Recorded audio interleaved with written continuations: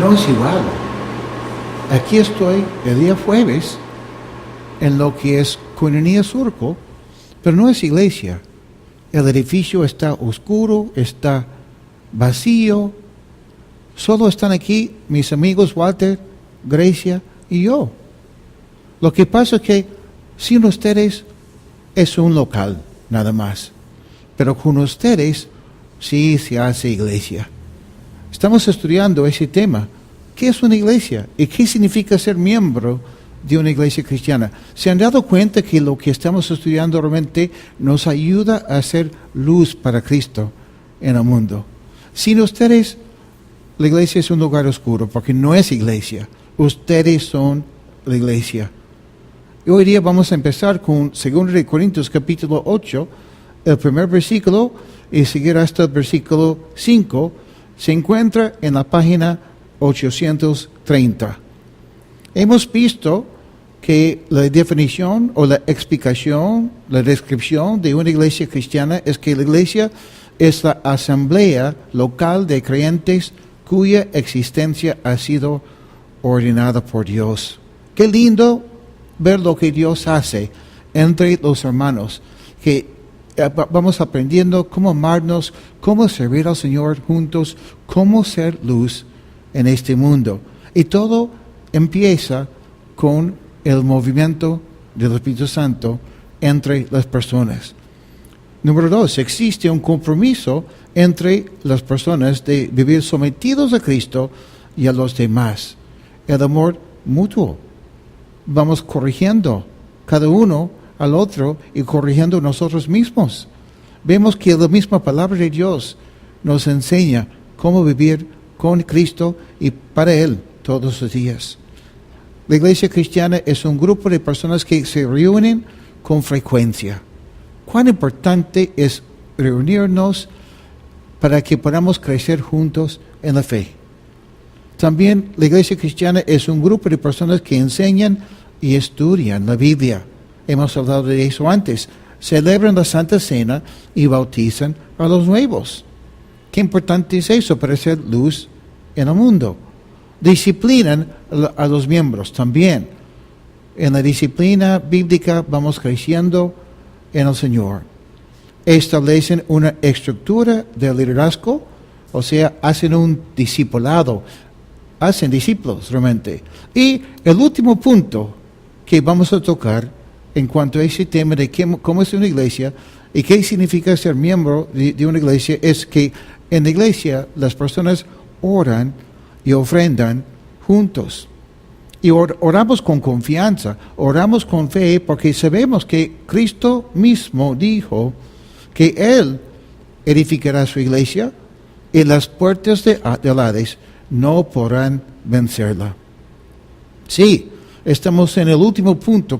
Seguramente hay más cosas que podríamos decir, pero así vamos a terminar esta serie hablando de qué es lo que pasa cuando oramos y servimos al Señor juntos.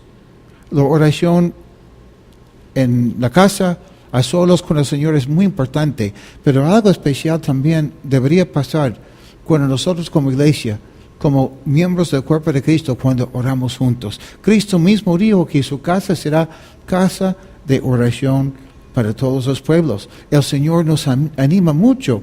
Cuando oramos como debe ser, hay transparencia, hay honestidad entre nosotros, hay fe que va creciendo entre los hermanos también. Reconocemos que Dios es un Dios poderoso y misericordioso. Y nuestra perspectiva cambia. Bueno, hemos hablado las últimas semanas, aquellos que han estado aquí en la Iglesia Koinonia, de lo importante que es la oración. Los pastores que vinieron de Nueva York tocaron este tema bastante. Y por eso vamos a enfatizar hoy día la segunda parte de ese último punto, que es que los cristianos, cuando están en una iglesia, ofrendan también y hacen ofrendas, sacrificios para el Señor, así servir al Señor juntos. Al orar por nuestra iglesia, orar por nuestros misioneros, y lo que Dios nos está diciendo como iglesia, llegamos a ser no solamente personas que oran, sino personas que también responden a lo que Dios está diciendo a su iglesia. Por eso hablamos de la iglesia que está dispuesta a ofrendar después de hablar de la oración. Cuando oramos, Dios nos indica qué es lo que tenemos que hacer y nos da las ganas y el poder del Espíritu Santo para poder hacerlo. Entonces, ¿cómo es que debemos de dar ofrendas? ¿En qué momento? ¿A quién o a quiénes debemos de darles esas ofrendas? No solamente de dinero, sino otras cosas también. ¿Es importante dar ofrendas a la iglesia? ¿Es importante dar algo? ¿Qué es lo que debo dar? Bueno, Cristo mismo dijo que es mejor dar que recibir. Ahora, para corregir unas cosas y para apoyarnos, discúlpeme, aclarar unas cosas, desde el Antiguo Testamento vemos el énfasis en la Biblia en lo que es sacrificios, ofrendas, hasta holocaustos. Antes de la ley de Moisés, Caín y Abel ofrecieron sacrificios a Dios. Abraham también, después de conquistar a los enemigos, ofreció a Melquisedec un diezmo. Eso es antes de la ley de Moisés. Los israelitas ofrecían también sus diezmos, sus holocaustos y ofrendas al Señor.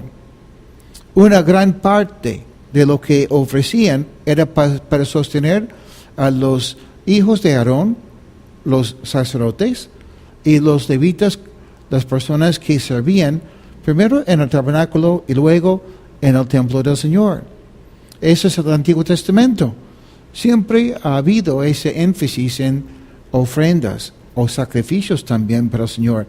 Pero ¿qué pasó entonces en el Nuevo Testamento? Bueno, ya sabemos, porque el año pasado, creo, Ricardo nos enseñó de que para nosotros como cristianos gentiles, Dios no nos exige un diezmo, sino nos exige algo más. Exige que nosotros le demos al Señor todo.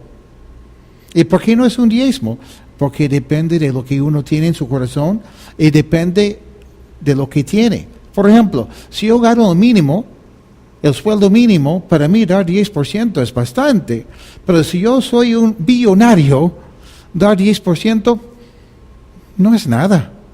Por eso no se trata necesariamente de la cantidad de soles, dólares, pesos, dependiendo de donde tú vives, que tú das, sino con qué disposición y con qué corazón tú das al Señor.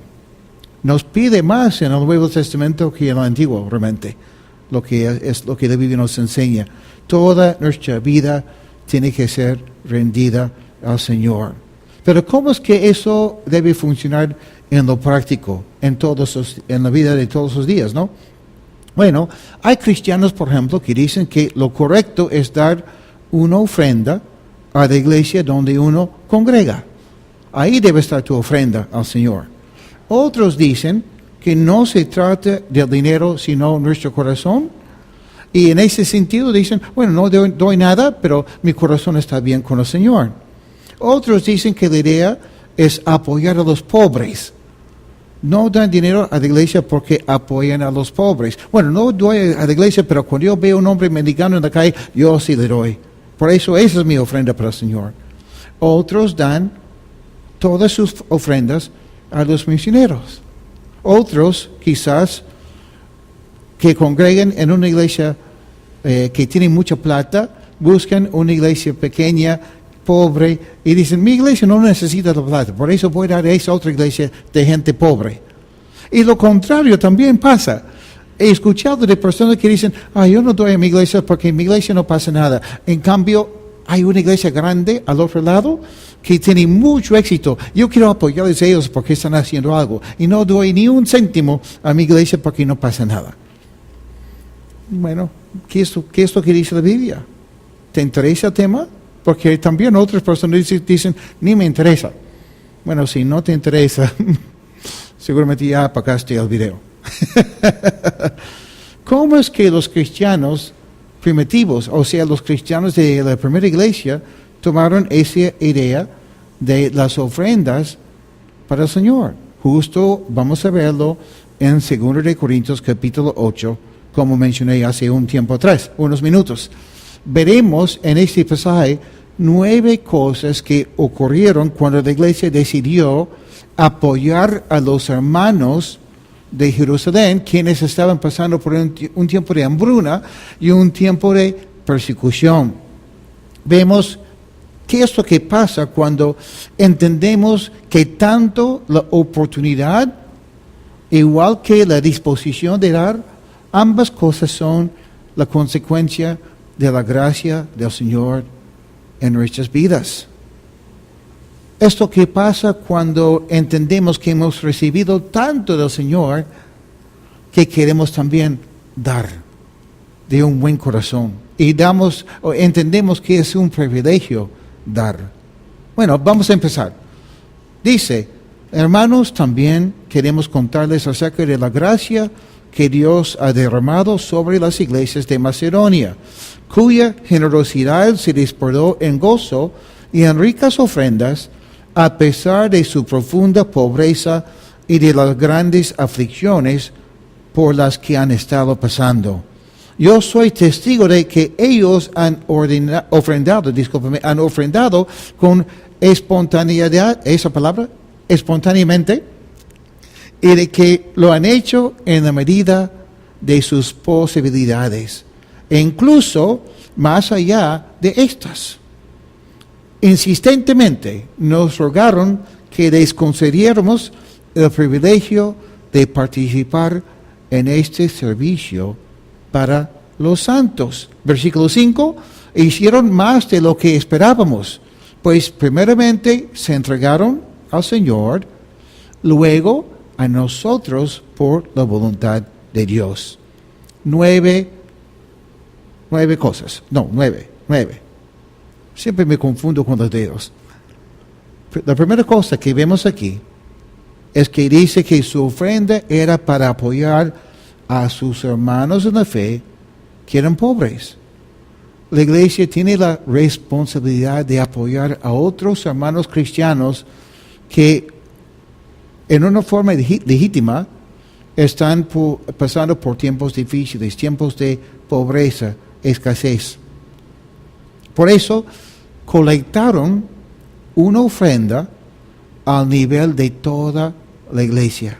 O sea, era algo coordinado por la iglesia. No es que cada uno enviaba un giro, un paquete, algo así a Jerusalén, sino que como iglesia hicieron su colecta. Número 3, vemos que la ofrenda era generosa. Ellos, siendo pobres también, después de haber pasado por un tiempo de persecución, ellos han entendido lo difícil que es pasar por tiempos así, y siendo pobres, su ofrenda era generosa. Y produjo esa ofrenda en ellos, el hecho que habían dado una ofrenda generosamente, produjo en ellos bastante gozo. Claro, no es así cuando tú ves que Dios te ha dado tanto, que Dios te ha bendecido, y Dios pone en tu corazón, y tú recibes lo que el Espíritu Santo te dice con mucho amor, y tú también das. Qué lindo es eso, ¿no? Ofrendaron a pesar de su propia pobreza. Número 5, ofrendaron a pesar de. No es que, estábamos mal, éramos pobres, y ahora en que tenemos bastante, no, seguían siendo pobres, y siendo pobres, hicieron su ofrenda, mandaron su ofrenda. Número 6, era una ofrenda espontánea. ¿Qué quiere decir eso? No es que no le habían planeado, no, es que nadie les obligaba a dar, sino lo contrario, ellos estaban rogándoles a los apóstoles poder participar. Honestamente, a veces en mis años en el ministerio, han habido personas que yo he sentido que ellos necesitaban. E inclusive, ellos que más necesitaban, según mis criterios, eran los que a veces querían dar. Y mi tendencia al inicio era decirles, no, está bien, no te preocupes. Hasta que entendí, no, era una bendición para ellos dar. Y qué importante es aprender eso, ¿no? Número 7, ofrendaron según sus posibilidades y más allá todavía. O sea, tomaron un paso de fe en obediencia al ofrecer hasta lo que aparentemente ni siquiera tenían. Número 8, Primeramente se entregaron al Señor, que es tan importante, ¿no? Dice primeramente porque entregarnos al Señor es primordial. Cuando tú te entregas al Señor, lo lindo es que tú terminas sin esa preocupación. Ay, ¿cómo va a ser? ¿Cómo voy a ser? ¿Quién me va a cuidar? Porque tú sabes que tu vida está en las manos del Señor. Él te está guiando. Lo único que tú tienes que hacer es obedecer, nada más. Y luego de colectar esa ofrenda, después de tomar un paso de fe, después de obedecer al Señor, después de mostrar compasión para los demás cristianos de Jerusalén, entregaron la ofrenda a los líderes. Y los líderes luego lo enviaron a Jerusalén. Busquen en sus Biblias, si podían, en ese momento, Hechos capítulo 4, empezando con el versículo 34. Si no tienes una Biblia, si no has traído una Biblia, quizás estás sentado, sentada al lado de una persona que sí la tiene. Si tú estás ahí sentado, sentada con tu Biblia, y la persona a tu costado no tiene, puedes compartir tu Biblia con esa persona, siempre y cuando tienes buena vista. Quizás en mi caso es mejor compartir porque más lejos queda la Biblia. Bueno, mejor no hablar de eso. Ya no soy tan joven. La página 779. Hechos capítulo 4, empezando con el versículo 34. Mateo, Marcos, Lucas, Juan, después viene Hechos. Dice aquí, y no había entre ellos ningún necesitado, porque todos los que poseían terrenos o casas los vendían, y el dinero de lo vendido lo llevaban y lo ponían en manos de los apóstoles. Y era repartido según las necesidades de cada uno. Fue así como José, un levita de Chipre, a quien los apóstoles apodaban Bernabé, que significa hijo de consolación, vendió un terreno de su propiedad y entregó a los apóstoles el dinero de la venta. Aquí vemos algo muy importante que es muy parecido a lo que ya hemos visto. La gente, al ver la necesidad de otros, y era una necesidad de verdad, la gente estaba dispuesta hasta vender sus terrenos para apoyar. Y menciona aquí a Bernabé. Y ahora, la gente de la iglesia, viendo esa necesidad de los pobres, entregaba las ofrendas también a los líderes de la iglesia. Desde el inicio, los cristianos lo han hecho así. No es que tú no eres libre de apoyar a una persona pobre por tu cuenta, no es así, sino que cuando nosotros juntamos cada uno un poquitito, y unimos ese poquitito que tenemos, o quizás un poco más, y así juntamos las cosas. Primero hay coordinación. Y lo que uno no lograría estando solo, logramos mucho más cuando trabajamos juntos.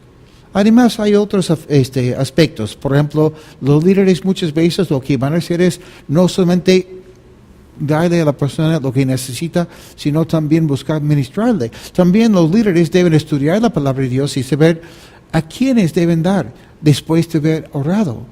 Porque ustedes saben muy bien que hay mucha gente que dice que tiene necesidad, y a veces es así, y hay otras personas que dicen que tienen necesidad, pero es pura mentira, ¿no? Entonces es importante también tener eso en cuenta. Ellos confiaban en los líderes que Dios había puesto en su iglesia. También es importante eso, ¿no? Daban sus ofrendas a la iglesia, en este caso, para apoyar a los pobres. Bueno, ya hemos visto en Mateo capítulo 16 que la iglesia es la única cosa que Cristo está edificando en este mundo. Entonces es lógico, además es bíblico, querer participar en la ofrenda que tiene la iglesia, o que da la iglesia a las personas, ¿no? ¿Por qué? Porque la iglesia es la prioridad de Cristo en este mundo. Hablando de los pobres, pero hay que recordar algo también. Cuando hablamos de los pobres, la Biblia pone el énfasis no necesariamente en la parte económica, aunque es una parte, sino en la pobreza espiritual. También califica quiénes son los que tienen la prioridad de recibir. Por ejemplo, una persona viuda en el tiempo de la Biblia y sus huérfanos o los huérfanos, ellos eran la prioridad para la iglesia. ¿Y por qué? Porque ellos habían servido al Señor, o ellas, mejor dicho, las viudas habían servido al Señor años y ya no tienen recursos y la iglesia era responsable para continuar siendo luz y sal en el mundo, dar buen testimonio, que la iglesia cuida a la suya. Y también ministrar a esas viudas, apoyar a esas viudas, poder ministrar a las chicas más jóvenes. Entonces, siempre ha habido un vínculo entre lo espiritual y lo físico. Pero es más, la Biblia también dice, dichosos son los pobres del espíritu. Y qué importante es para nosotros ver que en el Nuevo Testamento, la persona más pobre es la persona que no conoce a Cristo todavía. La iglesia, siendo el cuerpo de Cristo en este mundo, tiene que ser usado por Dios para alcanzar a la gente que no conoce a Cristo. Tú como individuo tienes que servir al Señor, por supuesto que sí. Pero y ciertamente Dios te ha dado ciertos dones, ciertas capacidades. Pero tú no puedes representar a Cristo de manera completa a una persona. Si no necesitas estar en una iglesia donde todos están compartiendo y participando con los dones que Dios ha dado a cada uno.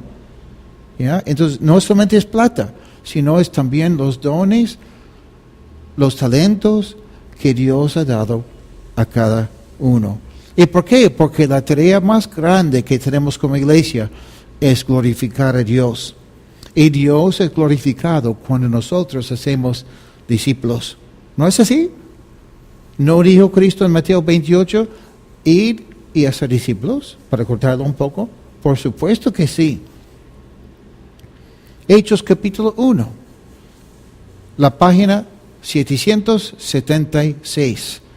Cristo ya había muerto en la cruz, había resucitado, había pasado tiempo con sus apóstoles y con otros, 500 personas a la vez en una oportunidad. Y Cristo ya está al punto de ascender al cielo en este pasaje. Hechos capítulo 1, el versículo 8. Dice aquí, pero cuando venga sobre ustedes el Espíritu Santo, recibirán poder y serán mis testigos en Jerusalén, Judea, Samaria y hasta lo último de la tierra.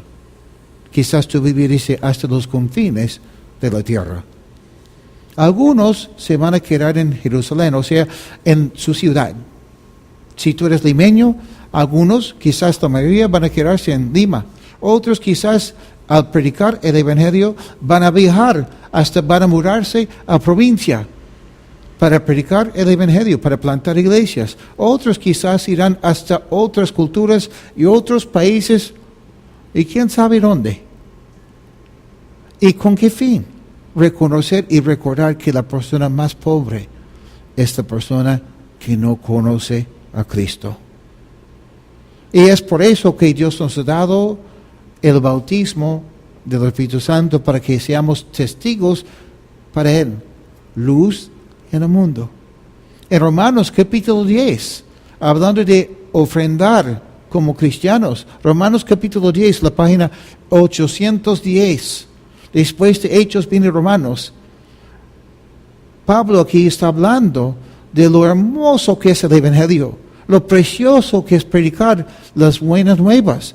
En el versículo 14 hasta el versículo 15, dice Pablo algo que es muy importante para nosotros cuando hablamos de dar una ofrenda a la obra del Señor. Dice, ahora bien, ¿cómo invocarán aquel en el cual no han creído? ¿Y cómo creerán en aquel de quien no han oído? ¿Y cómo oirán si no hay quien les predique? ¿Y cómo predicarán si no son enviados? Como está escrito, cuán hermosa es la llegada de los que anuncian la paz, de los que anuncian buenas nuevas. Qué bendición, qué lindo es poder participar en la obra misionera con los dones, los talentos, los recursos que tenemos. Mi suegra, ustedes saben que mi suegra está mal de salud. Y yo opino que mi suegra, aunque nunca ha hecho un viaje misionero, ha hecho un montón. ¿En qué sentido? ¿Cuántas veces ella preparaba los almuerzos que vendíamos, que vendemos todavía, después de los servicios bíblicos, los días domingos, para levantar fondos para la obra misionera? Y con esos fondos hemos podido enviar grupos, hemos podido sostener a nuestros misioneros, enviarles ofrendas, porque mami y yo, como la conocemos, ha apoyado con los almuerzos. Ustedes saben muy bien que las últimas semanas, un grupo de personas de nuestra iglesia, se pasaron 2,200 chocotejas en 2 semanas. ¿Qué tal chamba? Qué lindo ver cómo han hecho su ofrenda para el Señor con su tiempo. Y ustedes que también han vendido tantas chocotejas. Tanto así que me quedé frustrado. Porque yo planeé, puse mi agenda, día martes en la noche salir a vender chocotejas. Y las 2 semanas llegué al día martes listo para salir a vender y no había ni una chocotea. Por eso hay que seguir haciendo chocotejas porque Brian también quiere vender. Eso es una forma de apoyar las misiones, ¿no? Pero porque ¿cómo van a escuchar el Evangelio si no hay nadie que los envíe? Habla de una cobertura espiritual, habla de una capacitación en el ministerio, pero también habla de la parte financiera. Y qué bendición, yo les felicito porque siendo una iglesia tan chiquita, hemos hecho muy bien con eso. Entonces, eso es una prédica no para atacarnos, sino más bien para quizás felicitarnos. Y qué lindo, vamos a seguir con eso, amén, qué lindo. Bueno, Pablo y sus compañeros predicaban el Evangelio en otros lados, en otros sitios. Y aunque no cobraban, a veces trabajaban, pero muchas veces no, porque cuando ellos tenían lo necesario, Pablo se dedicaba tiempo completo a predicar el Evangelio. ¿Por qué pudo hacerlo? Porque otras iglesias le apoyaban en la parte financiera. Bueno, busquen en sus Biblias 1 Corintios capítulo 9, el versículo 4, la página 819. 1 Corintios capítulo 9, versículos 4 al 7. Es donde vamos a leer aquí. ¿Ok? Aunque Pablo, mayormente, o no mayormente, nunca pedía plata. Nunca cobraba un sueldo por ser pastor y ser apóstol. Decía que no quería que nadie le quitara la bendición de poder predicar el Evangelio gratis.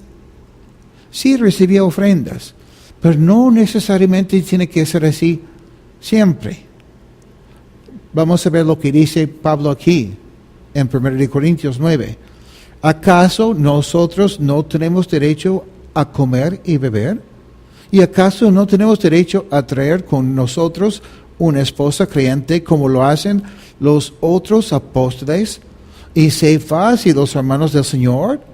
¿O es que solo Bernabé y yo estamos obligados a trabajar? ¿Qué soldado presta servicio a expensas de sus propios recursos? ¿Quién planta una viña y no come de sus uvas? ¿O quién pastorea el rebaño y no bebe de la leche que ordeña?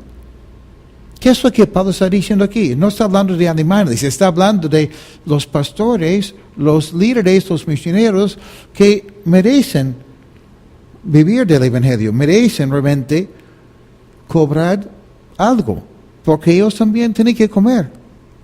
Y a mí me ha dado pena a veces cuando he visto pastores que se dedican tanto a la palabra del Señor y sus hijos sufren. Yo recuerdo que escuché una historia una vez de un pastor muy pobre en la sierra y comentó un testimonio y dijo, una vez no teníamos de comer mis hijitos y yo, y estábamos orando porque teníamos hambre. y entró una rata en nuestra casa con una bolsa de pan molde. Y dejó la bolsa con pan molde ahí. Y se fue corriendo. Y comimos pan ese día. Y la gente, todos dicen, gloria al Señor. Yo no pensé así. Yo dije, qué pena que el pastor tuvo que llegar a eso. ¿Dónde estaban los hermanos de su iglesia? ¿Dónde estaban los que supuestamente habían recibido de él? Eso es una vergüenza. Lo digo con sonrisa. Por si acaso, tengo de comer. No estoy predicando así porque estoy rogando, tampoco renegando. Yo vivo por fe, igual que Pablo, pero yo quiero que ustedes entiendan que es no solamente ilícito, sino es recomendable que una iglesia pague a aquellos que son sus pastores o líderes. En la obra misionera, por supuesto que sí, pero también en la iglesia local. Y vamos a verlo también en 1 de Timoteo, capítulo 5, la página 852. 1 de Timoteo, capítulo 5, el versículo 17, discúlpame para empezar. Pablo escribe a su pastor, que es joven, su discípulo en la fe, su hijo en la fe, y le da unas instrucciones aquí. Versículo 17 dice, los ancianos que gobiernan bien deben considerarse dignos de doble honor. ¿Por qué dice doble honor? Porque en los versículos anteriores Pablo habla de las viudas que han servido al Señor, que han sido ejemplares, que sirven al Señor en la iglesia, que ellos merecen ser respetadas, apoyadas en la iglesia, merecen ser honradas. Y habla de algo económico. Además, habla de respeto que la gente tenía que tener para las viudas piadosas. Pero aquí cuando Pablo habla a Timoteo acerca de aquellos que eran los líderes, los que gobernaban la iglesia, dice que ellos deberían ser considerados como dignos de doble honor. O sea, aún más que la viuda. O sea, nadie podría decir o debía decir, bueno, el pastor es joven, ¿cómo vamos a darle a él si hay tantas viudas que necesitan? No. Y dice aquí, mayormente los que se dedican a predicar y enseñar. Pues la escritura dice, no pondrás bozal al buey que trilla. No creo que Pablo esté llamando a los pastores bueyes, pero... y dice, digno es el obrero de su salario. Entonces, hermanos, hermanas, es bíblico. Es correcto, es recomendable darle a la persona que enseña, el que nos alimenta con la palabra de Dios, el que nos ministra la parte económica. ¿Ok? Muy bien. En lo práctico y en nuestra iglesia en particular, vamos a explicar unas cosas, ¿ya? La Biblia sí dice que el pastor, el maestro, es digno de su salario. Y todos, cuando somos cristianos bíblicos, lo entendemos. Yo creo que todos, si aceptamos la palabra de Dios al escuchar ese pasaje, hemos dicho, amén, así tiene que ser. Pero es muy fácil decir amén. El obrero es digno de su salario. Pero quizás falta una parte ahí. Alguien tiene que pagarle. No vamos a decir, ay, qué bueno que Walter está trabajando porque Walter le puede pagar al pastor su salario. Claro que Walter tiene que cumplir con una parte, pero eso es tarea de todos, ¿no? Junto con la parte económica, también hay la parte que es tal vez hasta más importante, cuando ya lo hemos mencionado, que dice los ancianos que gobiernan bien son dignos de doble honor. Si habla de un sueldo, no dice doble sueldo, por si acaso. No es que el pastor tiene que manejar siempre su auto del año. Ay, si la viuda recibe 1,000 soles, el pastor 2,000, porque tiene que recibir... No es eso, ¿no? Pero al otro lado, ¿podemos decir que honramos al pastor de nuestra iglesia? ¿Podemos decir que amamos a nuestra iglesia? si en vez de ofrendar ahí, damos ofrenda a otra iglesia o quizás a otro ministerio que consideramos más digno o con más necesidad que nuestra propia iglesia? Eso es como comer en un restaurante y cruzar la pista para cancelar en otro.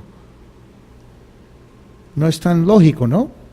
Si tú quieres apoyar económicamente o con lo que tú tienes a otros ministerios, está bien, pero sin descuidar la iglesia donde Dios te ha puesto. ¿Por qué? Porque Cristo dijo, pues donde esté tu corazón, ahí estará también. Ay, lo leí mal. Pues donde esté tu tesoro, ahí estará también tu corazón. O sea, si no te interesa apoyar, colaborar, dar tu ofrenda a la iglesia, tu corazón va a estar al menos dividido. Y ahora, si tú prefieres servir en otra iglesia, dar tu ofrenda a otra iglesia, deberías ir para allá. Y lo digo con un corazón sincero. Debes servir en una iglesia con tu corazón completamente ahí. No es bueno tener tu corazón dividido.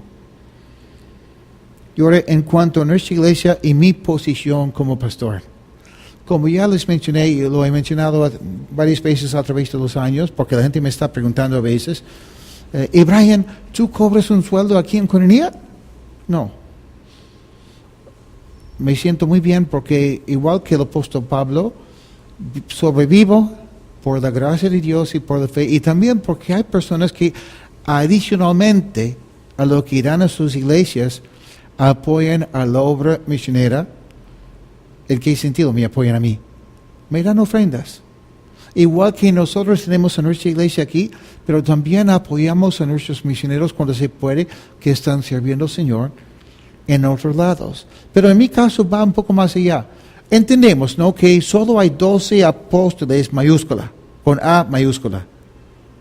Pero sí, la Biblia enseña que hay otros que son apóstoles, pero no con ese mismo peso que tenían los apóstoles como Pedro, Juan, Pablo, etc., ¿no? No pretendo ser apóstol como ellos.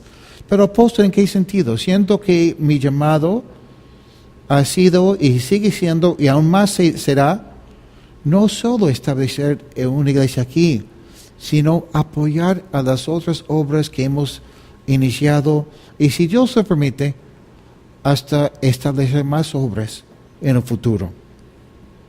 Y por eso estamos preparando y ayudando a otros pastores y líderes para que podamos levantar más iglesias. Y llegará el momento, espero, que nosotros como iglesia acá de Koinonia podremos pagar no solo a una persona como a una persona administrador y una persona que está en entrenamiento, sino para pagar a un pastor tiempo completo aquí en la iglesia. En este momento no podemos. Y quizás no es el momento del Señor. No digo eso para presionar a nadie, sino para que ustedes entiendan cómo funcionan las cosas en nuestra iglesia el día de hoy. Además, imagínense lo lindo sería dar esas ofrendas económicas y otras, sirviendo al Señor con tantas ganas como venimos haciendo ya hace tiempo, para levantar más fondos. Por ejemplo, en precursores. Estamos ahí en una casa hace más de un año. El grupo ha crecido, ya no hay espacio ahí ni para los adultos ni para los niños. Estamos buscando alquilar un local para ellos. Quizás no tiempo completo, pero por lo menos los días domingos en la mañana. Es una inversión. Yo uso la palabra inversión a propósito. Una inversión en el reino de Dios. Hay que orar por eso. Sí, confiamos en Dios.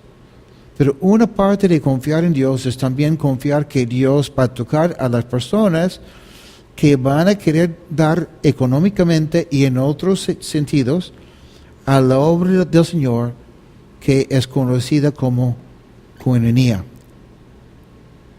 ¿Ok?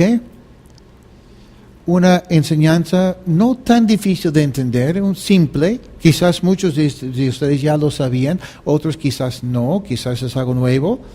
Se han dado cuenta que aquí no pasamos una canasta, nada así, para recoger las ofrendas, porque queremos que sea una ofrenda entre cada uno de ustedes y el Señor.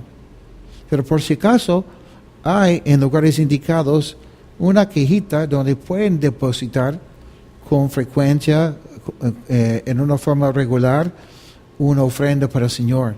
Y así se ve el Señor también. ¿Ok? Lo que vamos a hacer en este momento es ponernos de pie. Póngase de pie, por favor. Y vamos a orar. Y después vamos a formar grupos pequeños en los cuales vamos a estudiar el paseo de Ageo capítulo 1, versículos 1 al 15. Y así contestar unas preguntas y meditar un poco en lo que estaba pasando con el pueblo de Dios cuando ellos tenían que levantar o reconstruir el templo cuando había sido destruido. Luego vamos a reunirnos aquí también en un grupo de nuevo y repasarlo y hacer unos comentarios adicionales. Muy bien, y ahora que todos están de pie, algunos han demorado un poco, vamos a orar. Señor, gracias por hoy día, gracias por lo que nos has hablado. Es un tema que no tocamos con frecuencia en Coinonía, pero es importante, porque es parte de ser luz en este mundo. Es parte de ser una iglesia bíblica, ver que los cristianos que forman parte de una iglesia oran juntos. Pedimos que nuestra iglesia sea una casa de oración y que como consecuencia de haber orado juntos y haber escuchado tu voz, Señor, la voz de tu Espíritu Santo, que podamos responder correctamente y estar dispuestos, Señor, a trabajar y ofrendar para tu obra. Es un privilegio. Definitivamente, Señor, es mejor dar que recibir. Y gracias, Señor, porque lo que tú esperas de nosotros depende de cada uno, nuestra disposición, lo que tenemos en las manos, tanto talentos, tiempo, igual que plata. Y lo que tú me pides a mí, quizás le pides a otra persona otra cosa. No es la cantidad, sino la disposición y la obediencia. Yo pido, Señor, que en ese tiempo que vamos a estar conversando en grupos pequeños, hablando de Ageo capítulo 1, que sigas hablándonos, Señor, y ministrando a cada persona. Te lo pedimos en el nombre de Jesús. Amén.